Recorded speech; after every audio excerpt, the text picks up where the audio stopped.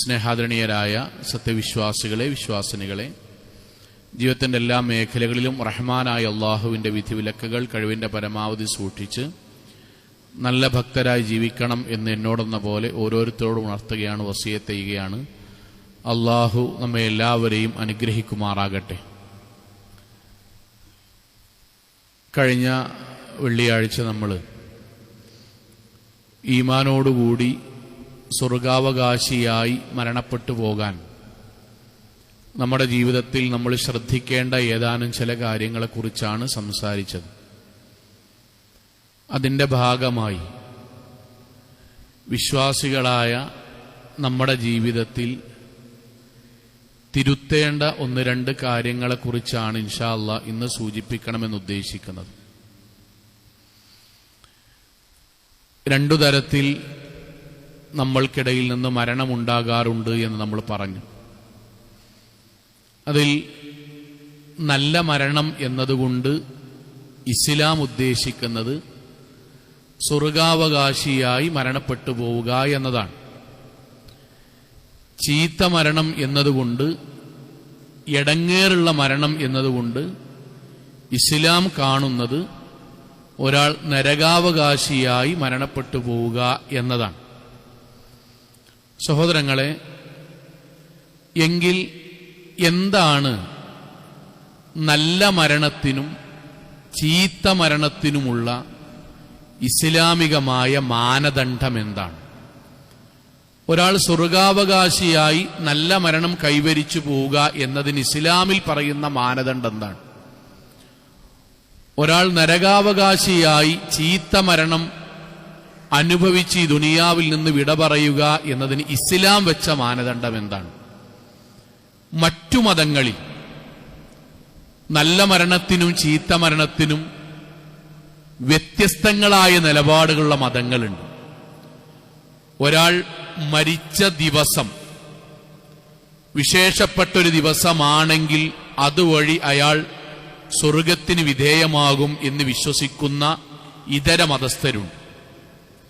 ഒരാൾ മരണപ്പെടുന്ന നാട്, മരണപ്പെടുന്ന സമയത്ത് അദ്ദേഹത്തിന്റെ ചുറ്റുമുള്ള വ്യക്തികൾ, മാസം, സമയം, കുടുംബം, ഇതെല്ലാം പരിഗണിച്ച് അയാൾ നല്ല മരണമാണോ ചീത്ത മരണമാണോ എന്ന് അനുമാനങ്ങളിലേക്ക് എത്തുന്ന, ഒരു വേള ഉറപ്പിച്ചു പറയുന്ന ഇതര മത ചിന്താധാരകളുണ്ട്. എന്നാൽ ഇസ്ലാം വളരെ വ്യക്തമായി സ്വർഗ നരകങ്ങൾക്കും നല്ല മരണത്തിനും ചീത്ത മരണത്തിനും മാനദണ്ഡം ഇസ്ലാം പഠിപ്പിച്ചു. ആ മാനദണ്ഡം വല്ലദീന ആമനു വ അമിലു സ്വാലിഹാത്ത്. ഒരാൾ ശരിയായ തൗഹീദ് വിശ്വാസം ശരിയാവുക, ഒന്ന് വിശ്വാസം ശരിയാകുക, വ അമിലു സ്വാലിഹാത്ത്, അതനുസരിച്ച് അള്ളാഹു പറഞ്ഞ പ്രവർത്തനങ്ങൾ ജീവിതത്തിൽ ചെയ്യുക. ഉലായിക അസ്ഹാബുൽ ജന്ന, അവരാണ് സ്വർഗാവകാശികൾ. ഹും ഫീഹാ ഖാലിദൂൻ, അവരാ സ്വർഗത്തിൽ നിത്യവാസികളായിരിക്കും. നമ്മൾ വളരെ ക്ലിയറായി അല്ലാഹ് പറയാണ്, വിശ്വാസവും സൽക്കർമ്മവും ഉള്ളവനാണ് നല്ല മരണം ലഭിക്കുക, അവനാണ് സ്വർഗീയ മരണം ലഭിക്കുക. ആർക്കാണ് ചീത്ത മരണവും നരകത്തിലേക്കുള്ള മരണവും ലഭിക്കുക? ബലാമൻ കസബ സയ്യിഅത്ത് വ അഹാതത് ബിഹി ഖതീഅത്തുഹു ഫഉലൈക അസ്ഹാബുൻ നാർ ഹും ഫീഹാ ഖാലിദൂൻ.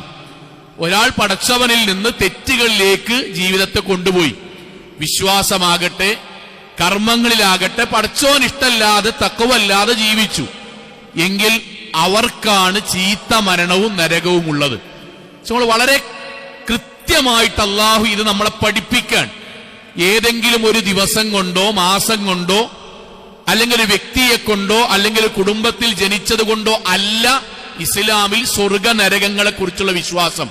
ഇതൊരു ഭാഗ്യ പരീക്ഷണമല്ല, അധ്വാനിച്ച് നേടേണ്ട, വിശ്വാസത്തിലൂടെ കരസ്ഥമാക്കേണ്ട അനുഭൂതിയാണ്, സമ്മാനമാണ് സ്വർഗം എന്ന് പറയുന്നത്.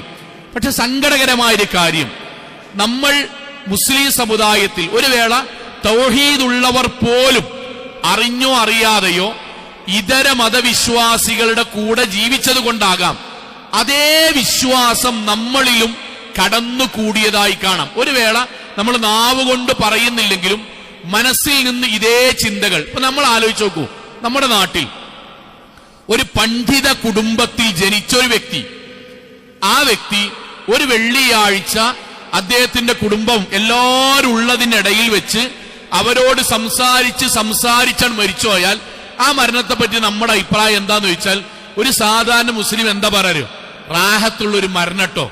എന്താ സുഖം റാഹത്തുള്ള മരണം എന്ന് പറയാനുള്ള മാനദണ്ഡം എന്താണ്? അദ്ദേഹം നിസ്കരിച്ച് നോമ്പോറ്റ് അള്ളാനെ സൂട്ടി ജീവിച്ച ഒരാളായിരുന്നു, അൽഹംദുലില്ലാ റാഹത്തുള്ള മരണം ആണോ? അല്ല. മറിച്ചെന്താ അറിയോ, അദ്ദേഹത്തിന് പടച്ചോനെ ഒരു പണ്ഡിത കുടുംബത്തിൽ ജനിക്കാൻ കഴിഞ്ഞല്ലോ, അതാണ് നല്ല മരണത്തിന് നമ്മൾ കാണുന്ന അടയാളം. 2, ഒരുപാട് ദിവസം ഉണ്ടായിട്ടും വെള്ളിയാഴ്ച തന്നെ മരിച്ചല്ലോ, നല്ല മരണത്തിന്റെ അടയാളാണ് നമ്മൾ കാണുന്നത്. പടച്ചോനെ അവിടെ ഇവിടെ ഒറ്റപ്പെട്ട് മരിച്ചല്ലോ, കുടുംബക്കാരെല്ലാരും കൂടി വർത്താനം പറഞ്ഞ് പേരക്കുട്ടിന് ഉമ്മയും വെച്ച് മരിക്കാൻ കഴിഞ്ഞല്ലോ. ഇങ്ങനെ ഒരു മാനദണ്ഡം എങ്ങനെയാണ് മുസ്ലിം സമുദായത്തിൽ തൗഹീദുള്ള നമ്മളിലും കടന്നുകൂടിയത് എന്ന് നമ്മൾ തിരിച്ചറിയേണ്ടതുണ്ട്. ഇത് ഇസ്ലാമല്ല, ഇത് ഇസ്ലാമേ അല്ല. നമ്മുടെ നാട്ടിൽ നിന്ന് ഒരാളും അറിയപ്പെടാത്തൊരു സാധാരണ ഒരു പെയിന്റ് പണിക്ക് പോണ ഒരാള്, അയാൾ നമ്മുടെ ജില്ല വിട്ട് മറ്റൊരു ജില്ലയ്ക്ക് പണിക്ക് പോകാൻ, ആ പണി എടുത്തുകൊണ്ടിരിക്കെ മുകളിൽ നിന്ന് താഴേക്ക് വീണ് മരിച്ചു. ആൾക്കാർ 2 മണിക്കൂർ കഴിഞ്ഞിട്ടാണ് അദ്ദേഹത്തെ കണ്ടെത്തിയത് എന്ന് വെക്കുക. ആ മരണത്തെ പറ്റി നമ്മുടെ അഭിപ്രായം എന്താ? നമ്മൾ പറയും പടച്ചോനെ വല്ലാത്തൊരു എടങ്ങേറുള്ള മരണട്ടോ, ഇങ്ങനൊന്നും മരിക്കാൻ എന്നാ മതിയായിരുന്നു. അങ്ങനെ നമ്മൾ പറഞ്ഞതിന്റെ മാനദണ്ഡം എന്താ? അദ്ദേഹം അറിയപ്പെടുന്ന ഒരാളൊന്നല്ല, പിന്നെ കൂലിപ്പണിക്കാരനാണ്, പിന്നെ ഒരു ചൊവ്വാഴ്ച അല്ലെങ്കിൽ ഏതെങ്കിലും തിങ്കളാഴ്ച ദിവസം മരിച്ചതാണ്, കെട്ടിടത്തിന്റെ താഴത്തേക്ക് വീണ് മരിച്ചതാണ്. അതിലെന്താ നമുക്ക് സമാധാനിക്കാനുള്ളത്? അദ്ദേഹം മുഅ്മിനാണോ, അദ്ദേഹം പടച്ചോൻ ഇഷ്ടപ്പെട്ട ആളാണോ, പടച്ചോന് വെറുക്കപ്പെട്ട ആളാണോ എന്നത് നമ്മുടെ ചിന്തയിൽ പോലും വരുന്നില്ല. ഇത് നമ്മൾ മാറണം, ഇത് മാറണം. ഇസ്ലാമികമായ ഒരാൾ പണ്ഡിത കുടുംബത്തിൽ ജനിച്ചാലും മുത്തവല്ലി കുടുംബത്തിൽ ജനിച്ചാലും ബാപ്പിയും വല്യാപ്പി എളാപ്പാനും കുടുംബവും ഒക്കെ ഹജ്ജും ഉംറയും പള്ളിക്കും സ്വതക്കക്കും മദ്രസക്കും ദീനിയായ കാര്യത്തിനൊക്കെ ദാനധർമ്മം ചെയ്യുന്ന കുടുംബമാണെങ്കിലും സഹോദരങ്ങളെ, എനിക്കും നിങ്ങൾക്കും സ്വർഗം കിട്ടണമെങ്കിൽ ആ കുടുംബത്തിൽ ജനിച്ചു എന്നുള്ളതുകൊണ്ട് കഴിയൂല. നമ്മൾ പടച്ചോൻ ഇഷ്ടപ്പെട്ടവനായി ജീവിക്കണം, നമ്മൾ ദീനിയായി ജീവിച്ചോ എങ്കിൽ അയാൾക്ക് സ്വർഗമുണ്ട്. അതുകൊണ്ടല്ലേ പരിശുദ്ധ ഖുർആൻ എത്ര വ്യക്തമായിട്ടാണ് നൂഹ് അലൈഹി സ്വലാത്തു വസ്സലാമിന്റെ ചരിത്രം പറഞ്ഞെടുത്ത് നൂഹ് നബിയുടെ മകനെ പറ്റി ഖുർആൻ പറഞ്ഞറിയോ? യാ നൂഹ് ഇന്നഹു ലൈസ മിൻ അഹ്ലിക്. നൂഹേ, അതെന്റെ കുട്ടിയല്ലടാ, നൂഹ് അതെന്റെ കുട്ടിയല്ല. എന്തേ നൂഹ് നബിയുടെ മകനെ പറ്റി അതെന്റെ കുട്ടിയല്ല എന്ന് പറയാൻ കാരണം, നബിയുടെ മകനായി ജനിച്ചിട്ടും പ്രവാചകന്റെ മകനായി ജനിച്ചിട്ടും അതേ വീട്ടിൽ നിന്ന് ഭക്ഷണം കഴിച്ചിട്ടും അതേ തൗഹീദിന്റെ പടവാളായ ആ നാട്ടിൽ 950 കൊല്ലം തൗഹീദ് പ്രബോധനം ചെയ്ത വാപ്പാന്റെ മകനായിട്ടും അല്ലാഹു പറയാൻ, നൂഹേ നിന്റെ കുട്ടി സ്വർഗാവകാശി അല്ല. എന്തേ കാരണം? ഇന്നഹു അമലുൻ ഗൈറു സ്വാലിഹ്, അവൻ സൽക്കർമ്മിയായി ജീവിച്ചില്ല, നീ ദീനിയായി ജീവിച്ചു. നൂഹേ, നിനക്ക് സ്വർഗമുണ്ട്, നിനക്ക് സ്വർഗമുണ്ട്. നിന്റെ മകൻ ദീനിയല്ലേ, തങ്ങൾ കുടുംബാണ്, സ്വർഗല്ല. മൗലവി കുടുംബാണ്, സ്വർഗല്ല. അന്ധവിശ്വാസാണ്, അന്ധവിശ്വാസമാണത്. ഏത് സയ്യിദന്മാരുടെ കുടുംബത്തിലാകട്ടെ, പണ്ഡിതന്മാരുടെ കുടുംബത്തിലാകട്ടെ, മുഫ്തിമാരുടെ കുടുംബത്തിലാകട്ടെ, മുത്തവല്ലിമാരുടെ കുടുംബത്തിലാകട്ടെ, അവനവൻ സ്വർഗത്തിന് വേണ്ടി അധ്വാനിച്ചോ അവന് സ്വർഗം ഉണ്ടാകും. ഇബ്രാഹിം അലൈഹി സ്വലാത്തു വസ്സലാമിന്റെ വാപ്പനെ കുറിച്ച് ഖുർആൻ പറഞ്ഞ വാചകം എന്താ? ഇതുപോലെ പറഞ്ഞ്, ഇബ്രാഹിമേ എങ്ങനെയാണ് എന്റെ വാപ്പാക്ക് സ്വർഗം കൊടുക്കുക? നിന്റെ വാപ്പയാണെന്നുള്ളതുകൊണ്ടോ? അതെങ്ങനെ ഇബ്രാഹിമെ നടക്കുക? ഇന്നി ഹറംതു അൽ ജന്നതു അലൽ കാഫിരീൻ.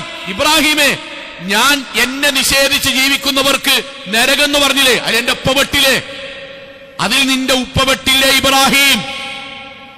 എത്രയാണ് ഇസ്ലാം അത് പറഞ്ഞു തരുന്നത്? നമ്മുടെ ധാരണയെ ഖുർആൻ മാറ്റിയാണ്. ലൂത്ത് അലൈഹി സ്വലാത്തു വസ്സലാമയുടെയും നൂഹ് നബിയുടെയും ഭാര്യമാരെ പറ്റി പറഞ്ഞെടുത്തും ഇതുപോലെയാണ് ഖുർആൻ പറഞ്ഞത്. വിശ്വാസികളായ നമ്മൾക്ക്, പ്രത്യേകിച്ച് സഹോദരിമാരോട് എന്താ പറഞ്ഞെന്നറിയോ? കാനത്താ തഹത അബ്ദൈനി മിൻ ഇബാദിനാ സ്വാലിഹൈൻ. ലൂത്ത് നബിന്റെ നൂഹ് നബിന്റെ ഭാര്യമാരെ കുറിച്ച് അള്ളാഹ് പറഞ്ഞ ആദ്യത്തെ വാക്കെന്നറിയോ? എനിക്ക് ഏറ്റവും ഇഷ്ടപ്പെട്ട 2 അടിമകളുടെ ഭാര്യമാരായിരുന്നു അവർ. സ്വർഗം കൊണ്ട് സന്തോഷ വാർത്ത അറിയിക്കപ്പെട്ട 2 ഭർത്താക്കന്മാരുടെ കൂടെ ജീവിച്ചിട്ട് ആ വീട്ടിൽ അവർക്ക് ഭക്ഷണം വിളമ്പിക്കൊടുത്തിട്ട് അവിടെ സന്തോഷത്തിൽ ഒരുമിച്ച് ജീവിച്ചിട്ട് ഫഖാനത്താഹുമാ, പക്ഷെ അവർ വഞ്ചന കാണിച്ചു. ഭാര്യമാർ എന്താ വഞ്ചന? ഭക്ഷണത്തിൽ സയനൈഡ് കലക്കി കൊടുത്തോ? അതാണോ വഞ്ചന? ആണോ? അല്ല. പരപുരുഷ ബന്ധമുണ്ടാക്കിയോ? അതാണോ വഞ്ചന? അല്ല. പിന്നെയോ? ഭർത്താക്കന്മാർ ദീനിയായി ജീവിച്ചപ്പോൾ അവർ ദീനിയാകാതെ ജീവിച്ചു. അവർ കല്യാണങ്ങൾക്ക് ഒന്നിച്ചുപോയി, സൽക്കാരങ്ങൾക്ക് ഒന്നിച്ചുപോയി, ശാരീരികമായ സന്തോഷങ്ങൾ പങ്കുവെച്ചു, മക്കളുണ്ടായി. പക്ഷെ അവർ ദീനിയായി ജീവിച്ചില്ല. അള്ളാന്റെ വാക്കെന്താ അറിയോ? ഫലൻ യുഗ്നിയ അൻഹുമാ മിനല്ലാഹി ശൈഅൻ. അവരിൽ നിന്ന് ഒരൊറ്റ ചെറിയ പ്രവർത്തനം പോലും പടച്ചോൻ സ്വീകരിച്ചില്ല. വഖീല ദുഖുലൻ നാറ മഅദ്ദാഖിലീൻ. അവരോട് നരകത്തേക്കാണ് പോകാൻ പറഞ്ഞു. ഇതെന്തിനാ നിങ്ങൾ എങ്ങനെ പറയണറിയോ? സ്വർഗം ഭാഗ്യപരീക്ഷണമല്ല, തറവാടിത്തത്തിന്റെ പേര് കിട്ടുന്നതല്ല, മൗലവി കുടുംബത്തിനും തങ്ങൾ കുടുംബത്തിനും കിട്ടുന്നതല്ല, അധ്വാനിച്ചോന് കിട്ടണാണ്. അത് പെയിന്റ് പണിക്കാരനും റബ്ബർ വെട്ടാനും അധ്യാപകനും ബിസിനസ്സുകാരനും പ്രസിഡന്റിനും സെക്രട്ടറിക്കും ആർക്കും ആരാണോ പടച്ചോനെ സൂക്ഷിക്കുന്നത് അവനാണ് സ്വർഗം. അല്ല നാട്ടിലത്തെ എല്ലാ മൗലവിമാരും കൂടി വന്ന് മയ്യത്ത് സ്കരിച്ചു, പടച്ചോനെ സൂക്ഷിക്കാത്തവന് സ്വർഗം കിട്ടൂല. അത് നമ്മളെ ധാരണയിലെ തെറ്റാണ്. മറ്റു മതങ്ങളിൽ നിന്ന് കൊണ്ടുവന്നതാണ്. എന്ത്? അവിടെ നിന്ന് പണ്ഡിതന്മാർ ഒന്നിച്ച് നിസ്കരിച്ചത് കൊണ്ട് മാത്രം ഇവർക്ക് സ്വർഗം കിട്ടൂല. ഇസ്ലാം അങ്ങനെ പഠിപ്പിച്ചില്ല. അതുകൊണ്ട് ആ ഖുർആൻ വ്യക്തമായിട്ട് നമുക്ക് പറഞ്ഞു, വല്ലദീന ആമനു. വീണ്ടും പറയാൻ, വിശ്വാസം ശരിയാകണം, വഅമലു സ്വാലിഹാത്ത്, സൽക്കർമ്മം ഉണ്ടാകണം. എങ്കിൽ അള്ളാഹുവിന്റെ വാക്ക് സനുദ്ഖിലുഹും ജന്നാത്തുൻ തജ്രി മിൻ തഹ്തിൽ അൻഹാർ ഖാലിദീന ഫീഹാ അബദാ. അവർക്കാണ് ഒരിക്കലും അസ്തമിക്കാത്ത സ്വർഗമുള്ളത്. ഇത് നമ്മുടെ ഹൃദയത്തിൽ ഉണ്ടാകണം. ഒന്ന്. രണ്ടെന്താ അറിയുങ്ങളെ, നമ്മുടെ നാട്ടിൽ നല്ല മരണവുമായി ബന്ധപ്പെട്ട നല്ല മരണം, ഒരാൾ കെലിമ ചൊല്ലിക്കൊണ്ട് മരിച്ചാൽ അയാൾക്ക് സ്വർഗം കിട്ടും. ശരിയും തെറ്റും വേർതിരിച്ച് മനസ്സിലാക്കേണ്ട ഭാഗാട്ടോ. ശരിയും തെറ്റും വേർതിരിച്ചു മനസ്സിലാക്കുന്ന ഈ വിഷയത്തിൽ ഒരാൾ കെലിമ ചൊല്ലിക്കൊണ്ട് മരിച്ചാൽ അയാൾക്ക് സ്വർഗം കിട്ടും. പ്രവാചകൻ സല്ലല്ലാഹു അലൈഹി വസല്ലം പറഞ്ഞു, നമ്മളോട് പറയട്ടോ, നമ്മുടെ കുടുംബത്തിൽ ആരെങ്കിലും മരണാസന്നനായി കിടന്നാൽ ലഖിനു മൗതാക്കും ലാ ഇലാഹ ഇല്ലല്ലാഹ്. നമ്മൾ മരണാസന്നനായി കിടക്കുന്ന ആൾക്ക് ലാ ഇലാഹ ഇല്ലല്ലാഹ് ചൊല്ലിക്കൊടുക്കണം. നമ്മുടെ മേൽ ബാധ്യതയാണ്. ചൊല്ലണം. പരമാവധി ചൊല്ലിപ്പിക്കാൻ വേണ്ടി അവരോട് ആവർത്തിച്ച് ചൊല്ലിക്കൊടുക്കണം. ഒരു സംശയമില്ല. എന്നാൽ നമ്മൾ ചൊല്ലിക്കൊടുത്തു എന്ന് അവർ അത് കേട്ട് ചൊല്ലി എന്നതുകൊണ്ടും ഇനി അഥവാ ചൊല്ലിയില്ല എന്നതുകൊണ്ടും അത് അവരുടെ സ്വർഗത്തിനും നരകമോചനത്തിനും കാരണമാകുമോ? ഇല്ല. ഇത് നമ്മൾ ശരിക്കും അറിയണം കേട്ടോ. അപ്പൊ നമ്മുടെ മനസ്സിൽ ഒരു ഹദീസ് വരികയാണ്. ആ ഹദീസ് നമുക്ക് പറഞ്ഞാൽ പൂർണ്ണമാകും.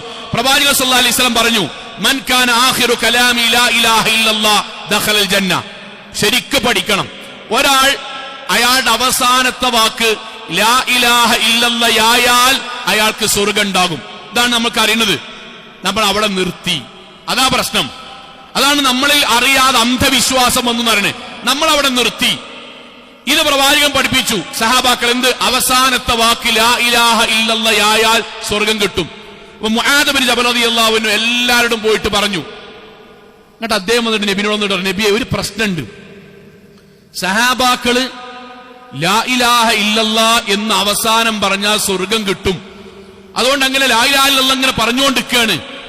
അതാണോ നബി അതുകൊണ്ട് ഉദ്ദേശിച്ചത്? നബി സല്ലല്ലാഹു അലൈഹി വസല്ലം എല്ലാരും വിളിച്ചു. 3 തവണ ഈ ഹദീസ് വിശദീകരിച്ചു കൊടുത്തു. എന്താ പ്രവാചകൻ പറഞ്ഞ വാക്കറിയോ? മൻ ഖാല ലാ ഇലാഹ ഇല്ലല്ലാഹ് മിൻ ഖൽബിഹി ദഖലൽ ജന്ന. ഒരാൾ ലാ ഇലാഹ ഇല്ലല്ലാഹ് അനുസരിച്ച് ഈമാൻ കൊണ്ട് ജീവിച്ചാൽ അയാൾക്ക് സ്വർഗ്ഗം ഉണ്ടാകും. അത് അയാൾക്ക് പറയാൻ കഴിഞ്ഞാൽ ഒന്നുകൂടി ഉറപ്പിക്കാം. ഒരാൾ അള്ളാഹനെ മാത്രം വിളിച്ചു പ്രാർത്ഥിച്ച് ശിർക്ക് ചെയ്യാതെ, ഏലസ് കെട്ടാതെ, ഐക്കല്ലിട്ടാതെ, പടച്ചോനല്ലാത്തവർക്ക് നേർച്ചെന്ന ഭക്ഷണം കഴിക്കാതെ, പടച്ചോനെ പിടിച്ചല്ലാതെ സത്യം ചെയ്യാതെ, ജീവിതത്തിന്റെ മുഴുവൻ മേഖലയിലും തൗഹീദ് കളഞ്ഞു കുളിക്കാതെ ധീരമായി ജീവിച്ച ഒരാൾക്ക് സ്വർഗ്ഗം ഉണ്ടാകും. വീണ്ടും നബി പറയാൻ, മൻ ശഹിദ അല്ലാ ഇലാഹ ഇല്ലല്ലാഹ് മുഖ്ലിസൻ ദഖലൽ ജന്ന. ഒരാൾ ആത്മാർത്ഥമായി ലാ ഇലാഹ ഇല്ലല്ലാഹ്ക്കനുസരിച്ച് ജീവിച്ച് അതയാൾക്ക് പറയാൻ കിട്ടിയ സ്വർഗ്ഗം ഉണ്ടാകും. ഇതിൽ നമ്മൾ ഈ രണ്ട് ഇനി പറയാൻ പോണ ഒരു ഹദീസുണ്ട്. ഈ പറഞ്ഞ ഹദീസ് മൊത്തം നമ്മൾ വായിക്കേയില്ല. എന്നിട്ട് എന്താ അറിയോ? ഒറ്റ വാചകാണ്. മരിക്കാൻ നേരത്തിൽ ലാ ഇലാഹ ഇല്ലല്ലാഹ് ചൊല്ലിയാൽ സ്വർഗ്ഗം കിട്ടും. അതിന്റെ സങ്കടം എന്താ അറിയോ? അതിന്റെ സങ്കടം, നമ്മൾ ദീനിയായി ജീവിക്കണ ഏതെങ്കിലും ഒരു വാപ്പാക്കോ അമ്മാക്കോ മക്കൾക്ക് ലാ ഇലാഹ ഇല്ലല്ലാഹ് ചൊല്ലിക്കൊടുക്കാൻ അവസരം കിട്ടാത്ത ചില സന്ദർഭം ഉണ്ടാവും. വെന്റിലേറ്ററിലായി മരിച്ചു, വിദേശത്തായി മരിച്ചു, നമുക്ക് സങ്കടം ബാക്കിയാകാൻ.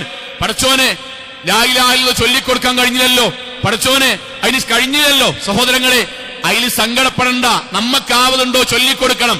എന്നാൽ ചൊല്ലാൻ ചിലപ്പോൾ അവർ നാവ് കൊണ്ട് വെളിവാക്കി ചൊല്ലാൻ കഴിഞ്ഞില്ല എന്ന് വരാം, ചിലപ്പോൾ മനസ്സിൽ അവർ ചൊല്ലി എന്ന് വരാം. ഇപ്പൊ നമ്മുടെ നാട്ടിൽ എന്താ വിമാനാപകടങ്ങൾ ഉണ്ടായില്ലേ? മലേഷ്യൻ വിമാനം കടലിൽ പോയി ഒന്നിച്ചായില്ലേ? അവർക്ക് എവിടെയാ സമയങ്ങളിൽ ലാ ഇലാഹ ഇല്ലല്ലാഹ് സമയം ഉണ്ടാകുക?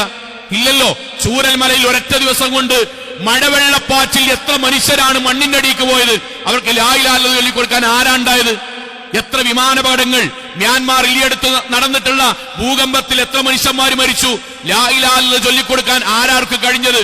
വെന്റിലേറ്ററുകളിൽ, ആശുപത്രികളിൽ, ഓപ്പറേഷനിടയിൽ ജീവിതത്തിൽ മരണപ്പെട്ടോണ ആൾക്കാരില്ലേ? എന്താ മനസ്സിലാക്കേണ്ടത് അറിയോ? ലാ ഇലാഹ ഇല്ലല്ലാഹ് ജീവിതത്തിൽ ഉണ്ടോ?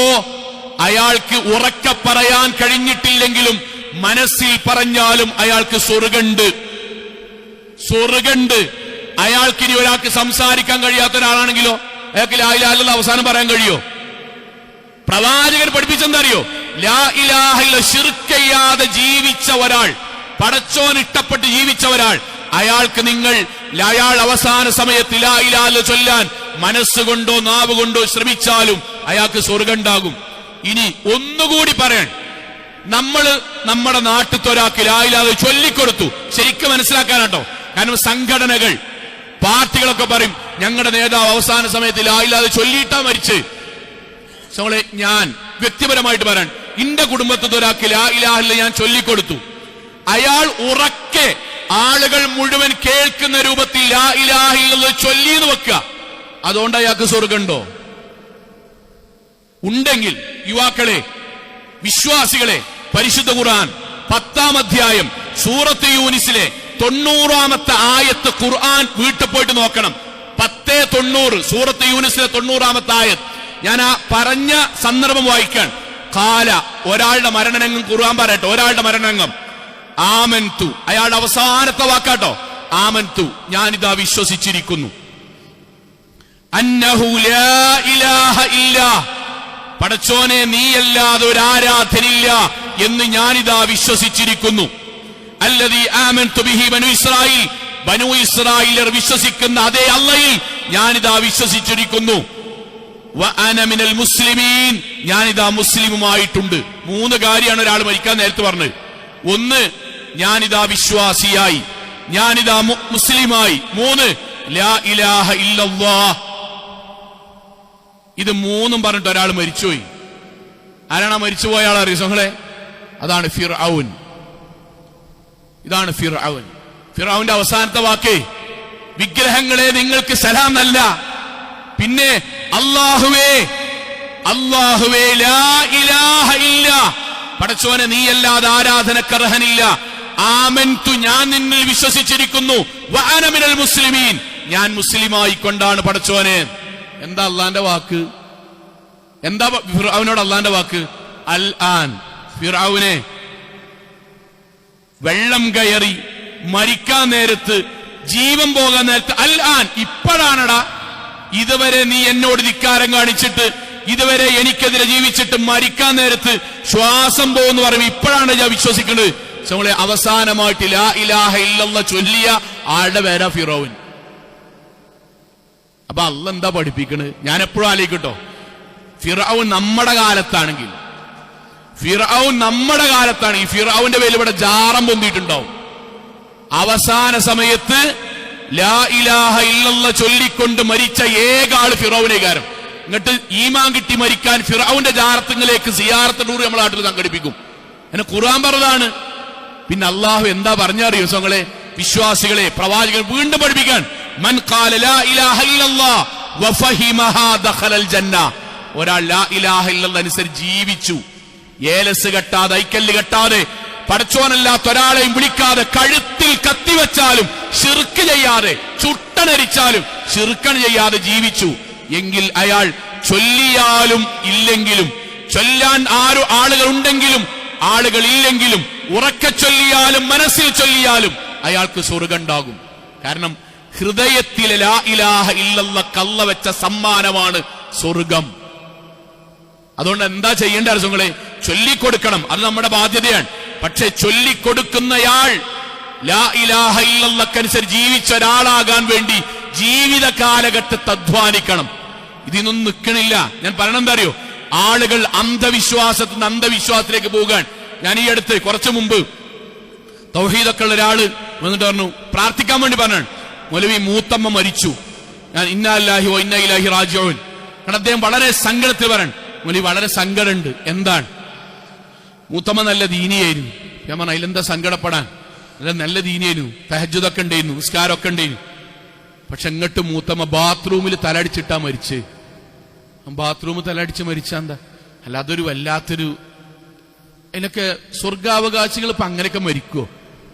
ഞാൻ സത്യത്തിൽ അത്ഭുതപ്പെട്ടുപോയി. അപ്പോഴാണ് അങ്ങനെ ഒരു വിഷയം പറയണം തന്നെ ആലോചിച്ച്.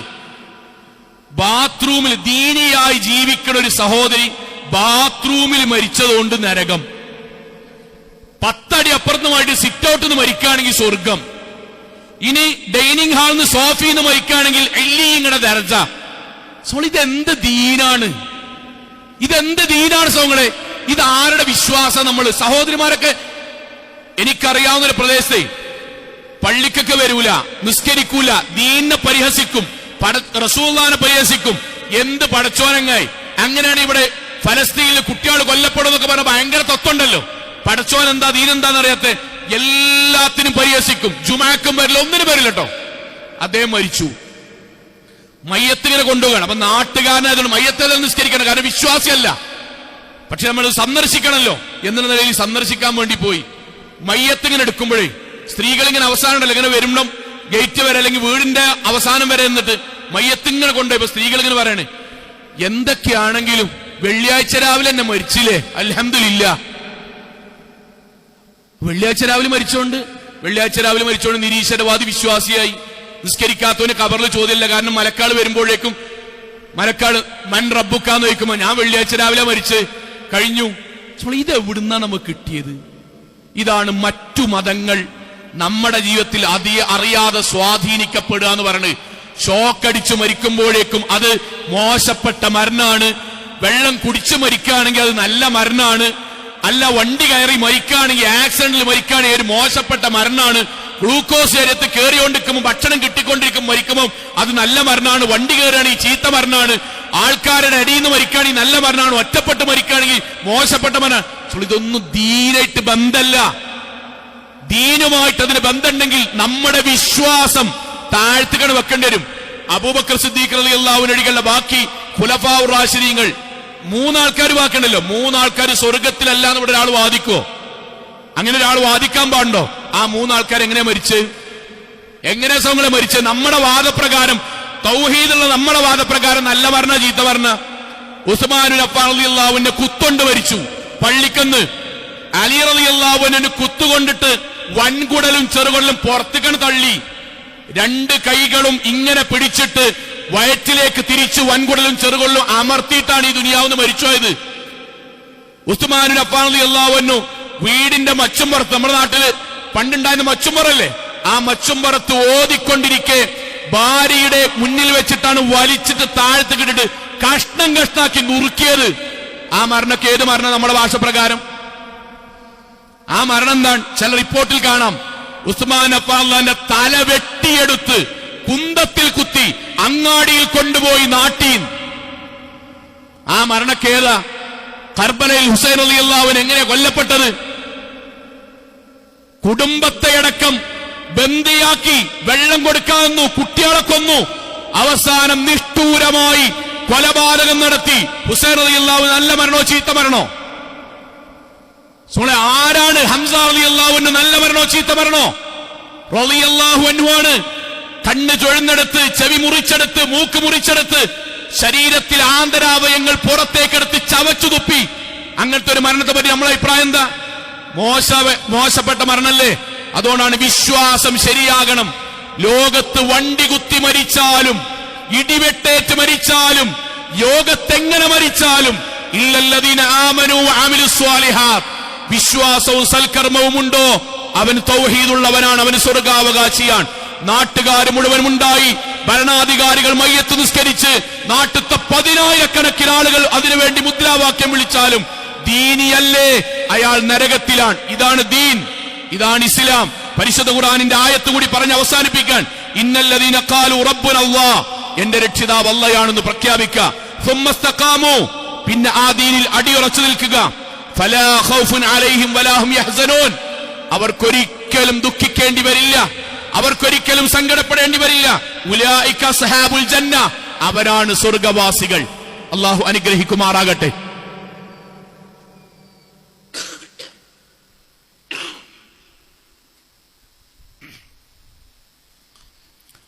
അൽഹംദുലില്ലാഹ് വസ്സലാത്തു വസ്സലാമു അലാ റസൂലില്ലാഹി വഅലാ ആലിഹി വസഹ്ബിഹി അജ്മഈൻ. അമ്മാ ബഅദ്, തഖുല്ലാഹ ഇബാദ്. ഒരിക്കൽ കൂടി അല്ലാഹുവിനെ സൂക്ഷിച്ചുകൊണ്ട് ജീവിക്കണം എന്ന് എന്നോടെന്ന പോലെ ഓരോരുത്തരോടും ഉണർത്തുകയാണ്. സഹോദരങ്ങളെ, സഹോദരിമാരുടെ അടക്കം ഈ ഭാഗത്തെ പറ്റി വളരെ ക്ലിയറായ ഒരു വിശ്വാസം നമുക്ക് ഉണ്ടാണെന്ന് പറയാൻ. ഗൾഫിൽ നിന്ന് മരിക്കുക അല്ലെങ്കിൽ എന്തെങ്കിലും അപകടത്തെ പറ്റി മരിക്കുമ്പോൾ നമുക്ക് ബേജാറാകണ്ട. തൗഹീദുണ്ടോ, ദീനിയാണോ, എങ്ങനെ മരിച്ചാലും പ്രശ്നമല്ല. എന്നാൽ ഇനി പറയാൻ പോണ ഒരു ഹദീസ് നമ്മൾ അത്ഭുതപ്പെടുത്തും. നബിന്റെ കാലത്ത് സല്ലല്ലാഹു അലൈഹി വസല്ലം കുറച്ച് ആൾക്കാർ ഇങ്ങനെ വിശ്വസിച്ചു. ശരിക്കിത് കേൾക്കണം കേട്ടോ. കുറച്ച് ആൾക്കാർ ഇങ്ങനെ വിശ്വസിച്ചു. എന്ത്? സ്റ്റാൻഡേർഡ് ആയിട്ട് മരിച്ചാലാണ് സ്വർഗം. സ്റ്റാൻഡേർഡ് പറഞ്ഞാൽ നമ്മുടെ നാട്ടിൽ എല്ലാവരും ഇങ്ങനെ ഒന്ന് മേത്തൊന്നും പരിക്കൊന്നുമില്ലാതെ കുടുംബത്തിലൊക്കെ ഏഷ്യ കെട്ടാണ്ട് മരിച്ചാലാണ് സ്വർഗം എന്നൊരു ധാരണ വന്നു. അതിൽ റസൂൽ സല്ലല്ലാഹു അലൈഹി വസല്ലമ പറഞ്ഞ ഹദീസ്, ഈ ഹദീസിന്റെ ആശയം മറക്കരുത്. ഈ പറഞ്ഞ വിഷയത്തിന്റെ രത്ന ചുരുക്കം ഈ ഹദീസിലുണ്ട്.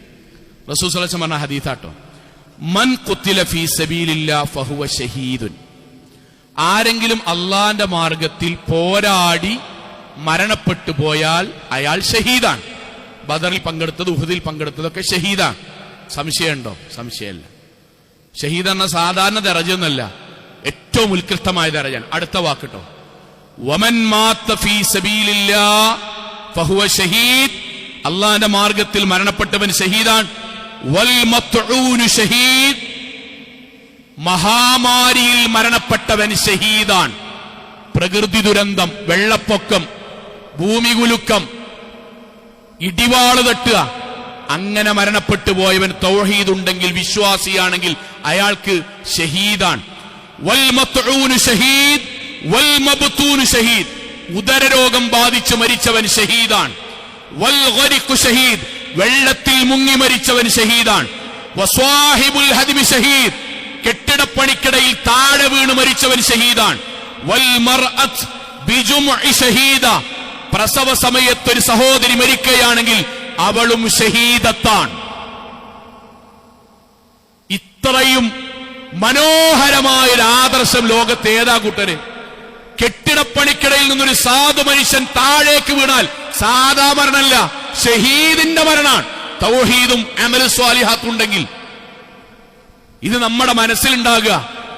എങ്ങനെ, ഏത് രൂപമെന്നോ എവിടെ വെച്ച് എന്നൊന്നല്ല പ്രശ്നം. പിന്നെയോ അയാൾ പടച്ചോനിൽ വിശ്വസിച്ച് മരിക്കുന്ന ആളാണോ, സൽക്കർമ്മണ്ടോ, ദീനിയാണോ, അയാൾ എങ്ങനെ മരിച്ചാലും സ്വർഗമാണ്.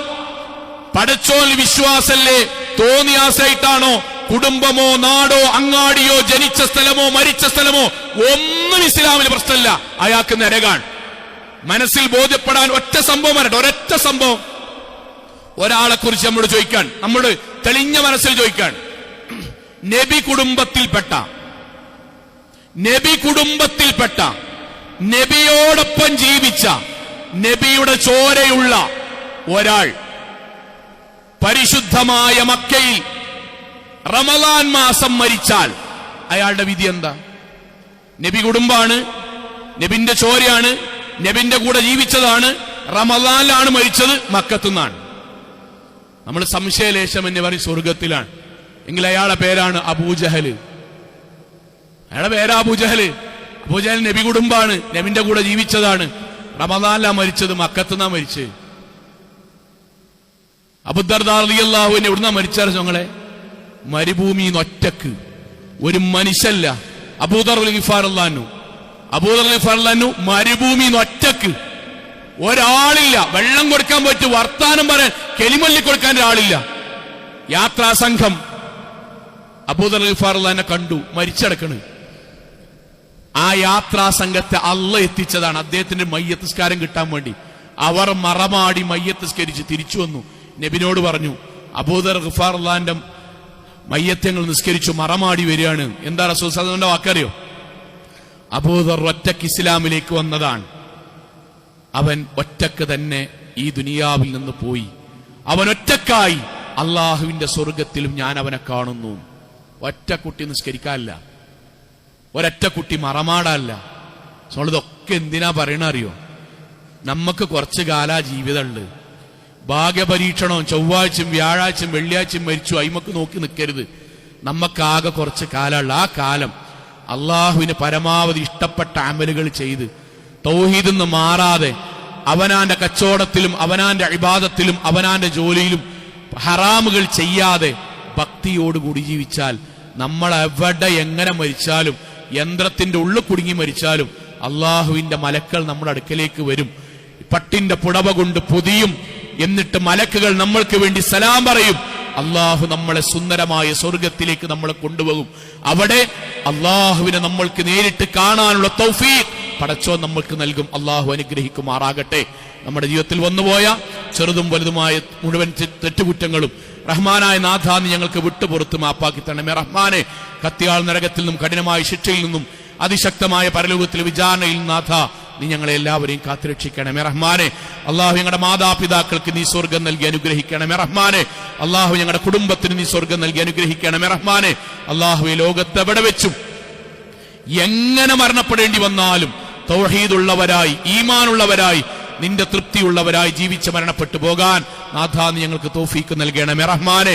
അള്ളാഹുവെ ഒരിക്കലും നരകാവകാശിയായി ദുനിയാവിൽ നിന്ന് വിട പറയേണ്ടി വരുന്ന ദുരന്തത്തിൽ നാഥാ നീ ഞങ്ങളെ കാത്തുരക്ഷിക്കണമേ റഹ്മാനെ. അള്ളാഹുവേ ലോകത്തിന്റെ വ്യത്യസ്ത ഭാഗങ്ങളിൽ കഷ്ടതകൾ അനുഭവിക്കുന്ന സാധുക്കളായ ഞങ്ങളുടെ സഹോദരങ്ങൾക്ക് നാഥ നീ സമാധാനവും സന്തോഷവും നൽകി അനുഗ്രഹിക്കണമേ റഹ്മാനെ. അള്ളാഹു ഞങ്ങളുടെ നാടിന് സമാധാനം നിലനിൽക്കുന്ന നാടാക്കി നീ മാറ്റി തീർക്കണമേ റഹ്മാനെ. അള്ളാഹു ഞങ്ങളുടെ നാടിന് സമാധാനം നിലനിൽക്കുന്ന നാടാക്കി മാറ്റി തീർക്കണമേ റഹ്മാനെ. അള്ളാഹുവെ ഞങ്ങളുടെ നാടിന് സമാധാനം നിലനിൽക്കുന്ന നാടാക്കി മാറ്റി തീർക്കണമേ റഹ്മാനെ. അള്ളാഹുവെ SSLC അടക്കം +2 അടക്കം വ്യത്യസ്തങ്ങളായ പരീക്ഷകളുടെ റിസൾട്ടുകൾ കാത്തിരിക്കുന്ന ഞങ്ങളുടെ മക്കൾക്ക് നാഥ സമാധാനവും സന്തോഷവും നൽകുന്ന നല്ല റിസൾട്ടുകൾ നീ സമ്മാനമായി നൽകണമേ റഹ്മാനെ. അവർക്ക് നാഥ ഹലാലായ മാർഗത്തിൽ സമ്പാദിക്കുന്ന ഉന്നതങ്ങളിലേക്ക് അവരെ നാഥ നീ അവരെ തൗഫീക്ക് നൽകണമേ റഹ്മാനെ. അള്ളാഹുവെ ഗൾഫ് നാടുകളിലും ലോകത്തിന്റെ വ്യത്യസ്ത ഭാഗങ്ങളിലും കുടുംബത്തിന് വേണ്ടി അധ്വാനിക്കുന്ന ഒരുപാട് സഹോദരീ സഹോദരങ്ങളുടെ നാഥ അവർക്കെല്ലാം സമാധാനവും സമാശ്വാസവും സ്വർഗവും നൽകി അനുഗ്രഹിക്കണമേ റഹ്മാനെ. അള്ളാഹുവെ ഞങ്ങളെ എല്ലാവരെയും നീ ജന്നാത്തിൽ ഫിർദൗസിൽ ഒരുമിച്ച് കൂട്ടണമേ റഹ്മാനെ. اللهم اغفر للمؤمنات والمسلمين والمسلمات الأحياء منهم والأموات إنك مجيب الدعوات يا قاضي الحاجات. اللهم أجرنا من النار، اللهم أجرنا من النار، اللهم أجرنا من النار. ربنا آتنا في الدنيا حسنة وفي الآخرة حسنة وقنا عذاب النار. آمين آمين آمين برحمتك يا أرحم الراحمين.